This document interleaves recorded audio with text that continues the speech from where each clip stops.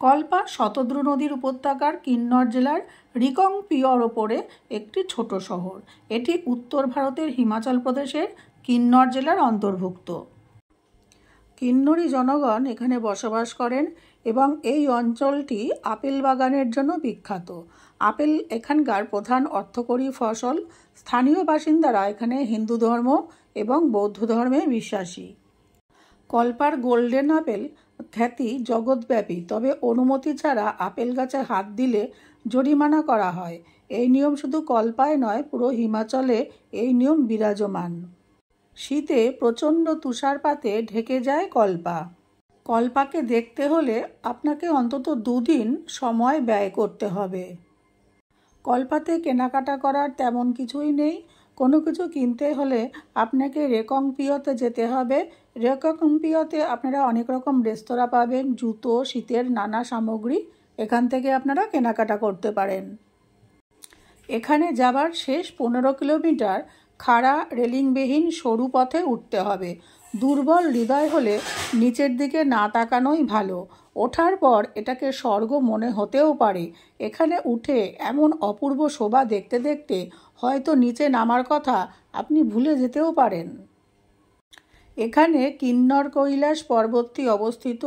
এই পর্বতটিকে ভগবান শিবের আবাসস্থল বলে মনে করা হয় এবং শিবের যে 5টি আবাসস্থলের মধ্যে একটি হিসেব করে এটাকে বিবেচনা করা হয়। কিন্নর কৈলাসে ভ্রমণ করা একটা চ্যালেঞ্জিং কাজ, তবে আশেপাশের পাহাড় এবং উপত্যকার মনোমুগ্ধকর দৃশ্যের জন্য এটি মূল্যবান।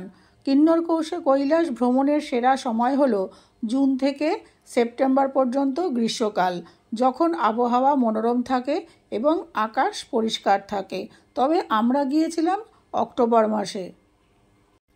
কল্পার মানুষের জাতিগত পরিচয় এবং ঐতিহ্য উপভোগ করার জন্য গ্রামের চারপাশে হেঁটে আসুন।